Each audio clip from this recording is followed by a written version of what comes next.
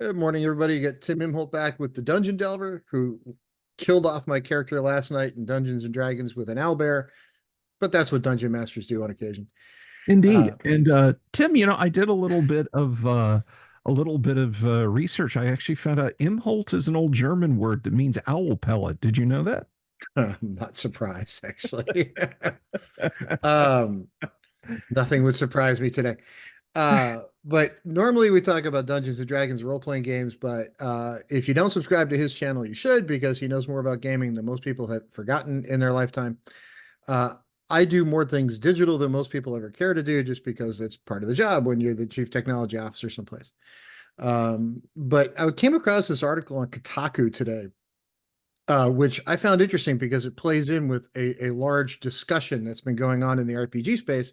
So I asked Bill to come on and take a look at it. He has not seen the article yet, so we're going to go through it together. Not. So, brand new Kotaku article. And for anybody who's curious, yes, I converted it to PDF, which leaves the spacing a little bit off, but I do that because the cookies that are on Kotaku site drive my system crazy. But the point to this article is publishers are pivoting to live service games, which have most developers worried. These are the massive multiplayer online games. These are the you subscribe to it, but you don't really own it kind of games. And the industry's been shifting that way for a long time. But bear with me for a second. A newly published survey shows that most game developers aren't too sure about live service video games. Those are the MMOs of the world, like Destiny 2, Suicide Squad. They want to know if these represent a sustainable future for the industry, and they think a return to paid DLC, which is downloadable content, might be a better option. Sounds like something we've been asking for. The Game Developer Collective is a panel of over 600 game devs created by game developer Omnidia and GDC. These devs were interviewed earlier this year about live service games. For purpose of the service, live service games are defined as online titles. They feature frequent updates and in-app purchases, which drive most gamers nuts. When asked about these kinds of online forever games, most developers did not have a positive opinion. By the way, a lot of developers tend to be gamers. What do you think, Bill? You don't own the software, you just rent it?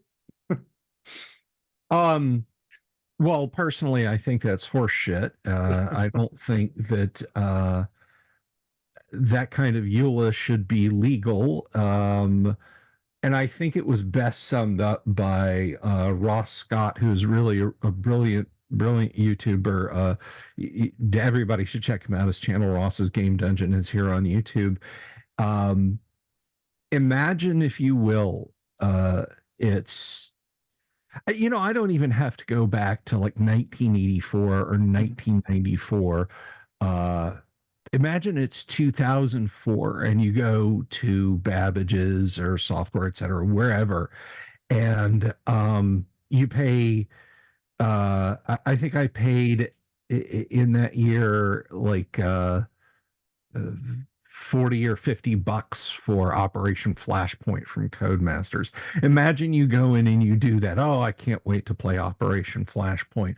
And just as you're walking out of the store, the clerk yells, "Hey, I'm going to need you to bring that back." And you look over and you're like, "What? Wait, no, I paid for it." Yeah, I know, but in like 8 months, Codemasters is going to want that back. I'm going to need you to bring that back. Well, I mean, I'll get my money back, right? Yeah, no, no, Well, they'll just decide that you're done playing it. and the other problem is what happens when they discontinue support of the game, right? And they eventually turn the servers off. You can't go back and reinstall it on your own system and play it again, right? It's gone forever. Yeah. But wait, this gets worse. Remember, developers are, and I speak as someone with a technical background. Developers aren't just developers, right? They have lives outside of that. And they also hear things in the hallways. They hear things from gamers. They go to conventions. They know what's going on. Here's some more. As reported by Game Developer, 39% of surveyed devs had mild worries over current live service business models. Another 31% said they were very concerned. So that's a total of 70. Meanwhile, 29-ish% were unsure or had no fears. So 70% of the people coding the game, who, by the way, are typically people who play them, are Mhm. concerned that this might not be a good long-term thing. because how much do we see these days about retro video games or people coming back and playing old Atari 2600? I've got some 80s, Yeah. 90s video games here at my house. I mean, and honestly, my kids play Pac-Man more often than they play some other stuff. Dig Dug. My kids play an enormous amount of Dig Dug, which I thought was weird. But they think it's funny you could take the bicycle pump and blow up the creatures. But the point is that, these are games that I own. I never have to buy again. I flip the switch, it comes on, it's always going to come on. I don't have to wait for a download. I don't have to wait for an update. I don't have to enter my credit card and once a month, go off and pay for it, which is, I think, something the industry, at least the gamers I've been talking to, have been kind of pissed off about, that I have to pay you $18.95 a month or $20 a month to play this game. Right. It's been all over the place. So here's more. When it comes to how live service games impact the industry, 45%, this is people who, play them, view the online games negatively, while 44% have a more mixed view. That's not a really big endorsement for online service feature from people being asked by publishers to develop these expensive, time-consuming products. Right. So people in the industry are like 90% going, yeah, this is one or two of these out there, maybe, right? But I think the whole industry is kind of headed that direction, and there's almost no option for an offline playable game anymore. They all seem to be going online, and there's some successful ones. There's Fortnite, there's other things, but every once in a while, and one of the ones we play at my house more often than anything else is Gang Beasts, which is on the Xbox. And but it's downloadable. It's on my system. I don't have to like go online and wait for 53 updates. It's just there and we play it. And it's something my kids truly enjoy. And it's goofy because it's like Gumby fighting Gumby, but it's cute, right? And I don't have to pay $20 a month to access it. It was $45 one time. So the reason I wanted to bring Bill on, or maybe Bill, maybe you can speak to this, is Hasbro, more specifically Wizards of the Coast, has been taking Dungeons and Dragons, which is largely an offline game, which does have some virtual tabletop options now. And I think that's great because it lets people play at a distance. But there's been some discussion in the industry of, do we just make this an online game where all of your source books, all of your stuff is online only, and you have to pay a $10 a month subscription fee to get to all your stuff. And based on these numbers, I would think that would kind of tank Hasbro's business in a large way. I don't think RPG players would view it positively. No, unquestionably, it would be a poor decision on their part. The people in charge at Hasbro and Wizards of the Coast now actually are largely coming from Microsoft's Xbox division, and they see Dungeons and Dragons as just another application, just another piece of software. We just have to make it modern, and then it's going, then it's going to behave exactly like software. And everyone since, I would say, probably the late 1980s, that's been in charge of Dungeons and Dragons has not understood the fundament of their fan base, and that is, we want to own and create our own stuff. And the nightmare scenario is that they look and they say, you know what, we can live with the dissatisfaction of 60%, because you'll come to Arrakis because we have the spice. It doesn't matter. So that they press ahead with this, and that they do this, and that they turn Dungeons and Dragons into software as a service. Because there's so many instances. I mean, let me tell you something, Tim. The first argument about D&D on the public internet, worldwide internet, I'm not talking about BBS systems, I'm not talking about some cloistered email, was in 1985, shortly after Usenet started being broadly accepted on the internet, about unearthed arcana. the original Unearthed. I'm not talking, guys. I was looking for my copy of it. Yeah, was regarding Unearthed Arcana, and some people said, "Well, I'm going to adopt it. I'm not going to adopt it." If Hasbro presses ahead with this, they're going to be able to year zero every table. They're going to be able to gaslight every DM. It's like, well, hey, look, I have the new Chaotic Evil Tiefling Paladin DLC pack. I downloaded it on my phone here, so you have to let me play one in your campaign. Well, no, I'm not going to do that. Okay, well, I'm just going to hit the report button on your campaign, and I'm going to tell everybody else at the table to do it too.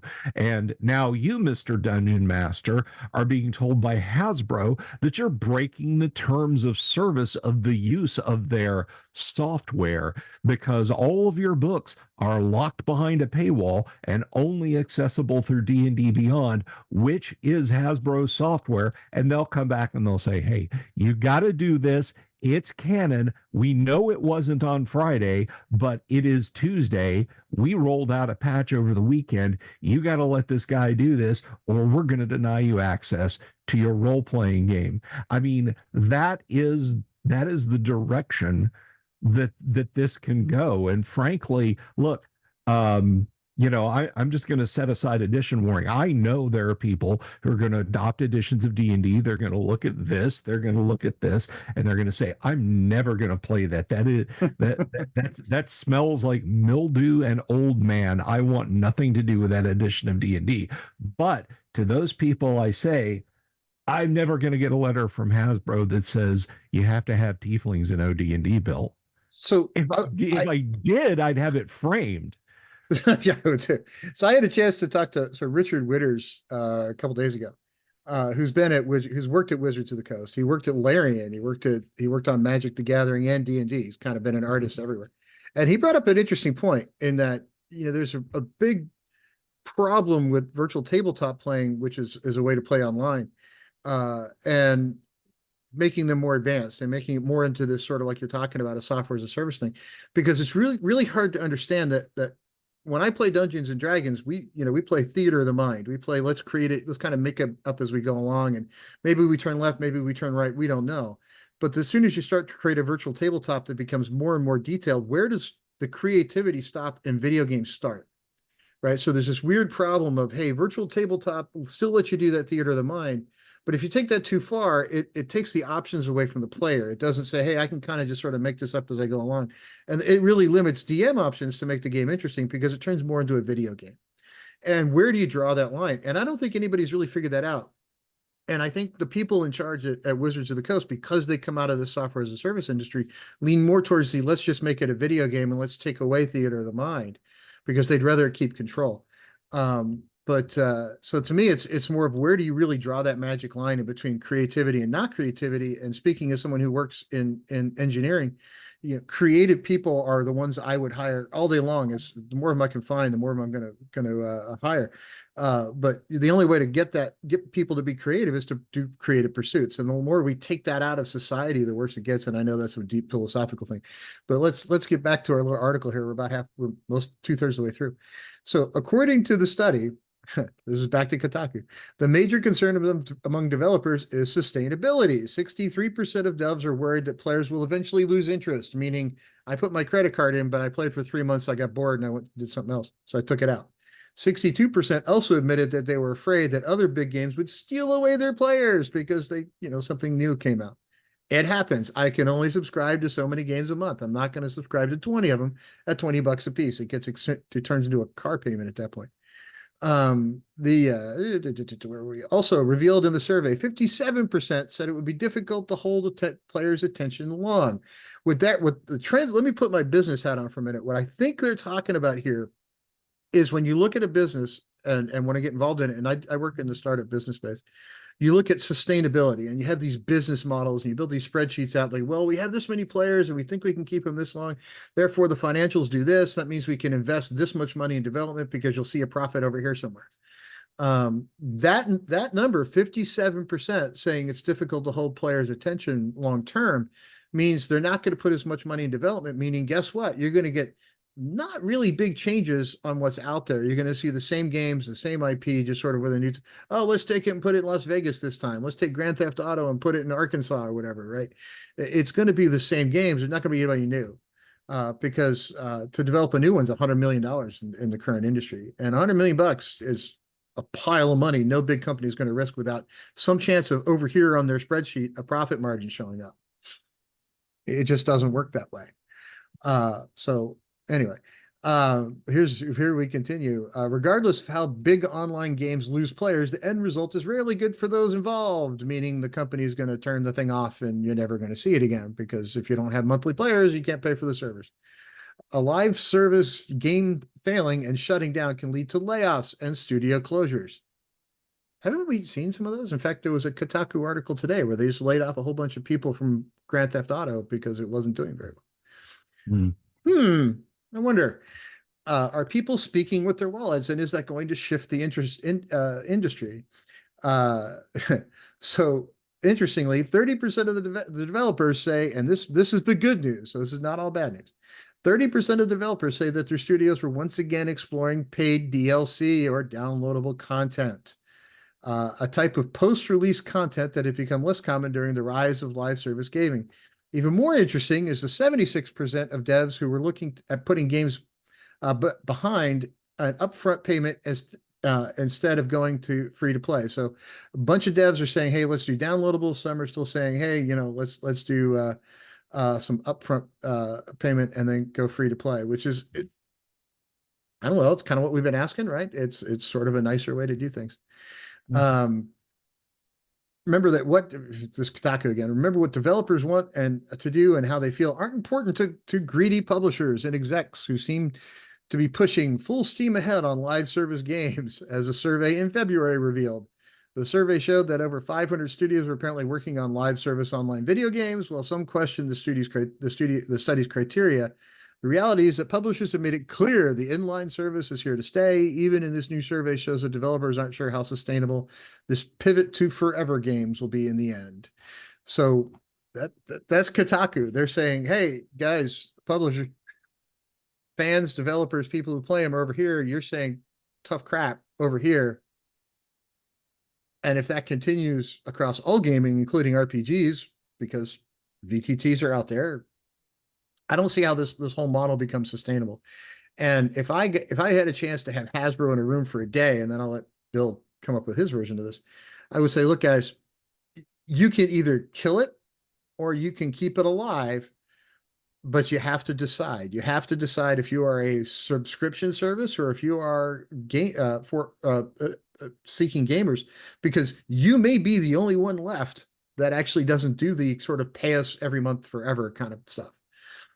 Which would be refreshing. And given that Hasbro is having problems with the rest of the industry running one direction, Hasbro has a chance to say, we're not going to do that. We're going to let you pay once and play forever. That, I think, would build up so much goodwill in the industry. If I had them in a room for a day, I would do everything in my power to try to convince them to do that. So, Bill, I'll leave you with the last word, as they say. I think it was Bill O'Reilly who used to say that. Well, I'm a little bit more Baba O'Reilly than Bill O'Reilly, but so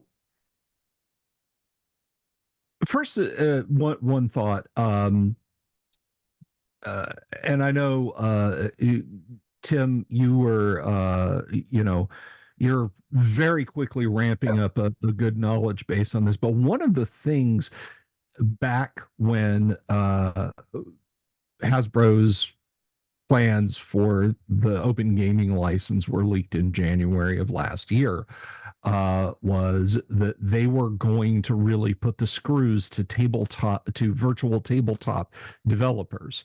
So like if you're Roll20 or Owlbear or any number of small VTT companies, and you got an icon on screen that represents a character, and you have that character perform an action, that action according to their leaked documents, couldn't be animated, because if you were playing D&D on that virtual tabletop, um, that would then constitute a Dungeons and Dragons video game, and only they get to say what is and is not a Dungeons and Dragons video game. They wanted to extend their tentacles out that far to stop VTT makers from having animated spell effects, for example, in their VTTs, because that might constitute a video game. That is their narrow-assed definition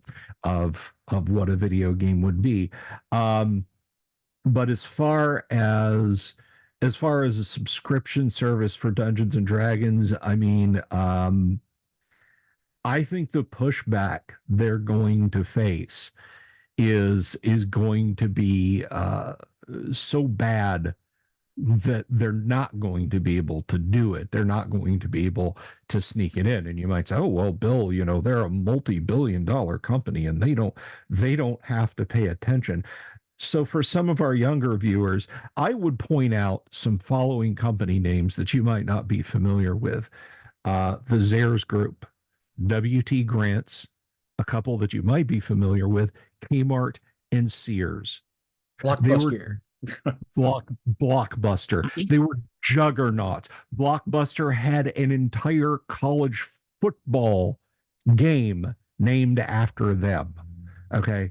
These are all mega corporations. The Commodore 64, everybody loves playing emulated Commodore 64 games on a million gadgets. Radio Shack with the Tandy computers line. Radio Shack. Tandy held down an entire corner of the computer industry, just opposite from Commodore. It was like Tandy and Commodore in the 1980s. Everybody talks about, oh, well, Apple, that's revisionist history. Apple had nowhere near the market share that Commodore did. In fact, Steve Jobs tried to sell the Apple concept to Commodore and left in disgust because he felt they weren't offering him enough money. All these companies, Eastern Airlines was a dome of aluminum and steel over the Western world. They're gone now. The Braniff was all over the Southwest United States, right? There are no companies that are too big to fail. If Hasbro thinks that they can just twist people to their desires when it comes to Dungeons and Dragons, and they'll just sit down, shut up, and accept it, they're wrong. Well, they are so wrong. Well, to me, what this indicates, if the developers are worried about sustainability, that means the developers have heard about things like layoffs. They've heard about things like, hey, sales projections aren't what we thought. The developers are not stupid people, and they hear stuff in their offices. Those concerns wouldn't be there if everything was hunky-dory and money was flying around like crazy. They wouldn't be there. That means, and this is the point to this video, I think, is that means the consumer has spoken with their wallet, and we might actually be breaking through the dim heads at some of these studios. And hopefully Hasbro, I think, is still in a position where they haven't gone completely over the dark side yet, but I think they're heading there. Maybe we can get them to kind of stay back over here where the consumer is, because I think people are starting to vote with their wallets. And in a time period in an economy where we've got inflation and sort of people are having economic issues, if you have kids, if you've got bills in life, a lot more people living paycheck to paycheck. You start raising those monthly bills, and sooner or later you have to start cutting stuff out. So I think there's less room for people to play those sort of pay me every month games than there is for, hey, I got to pay you $50 once, $60 once, $120 once. Great. I only have to pay it once is the point.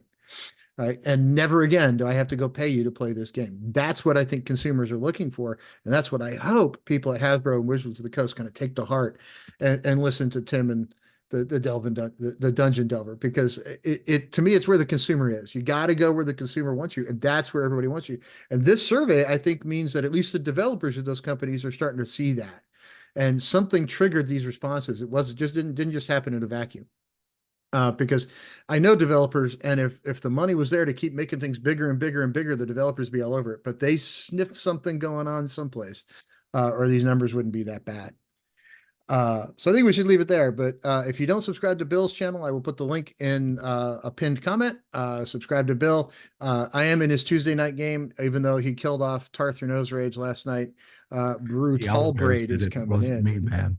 Okay, I did poke the bear, literally. I poked an owlbear and it didn't turn out all that good. And the owlbear gave me a really nice hug as it You crushed just me. wanted a hug. Yeah, well, that wasn't very funny. But it's okay because I have a new character now and it's all good. So killed off the old. But anyway, click like, subscribe, follow wherever you happen to see the video, drop us a line. And I'm sure we will all talk to everybody soon. Have a great day.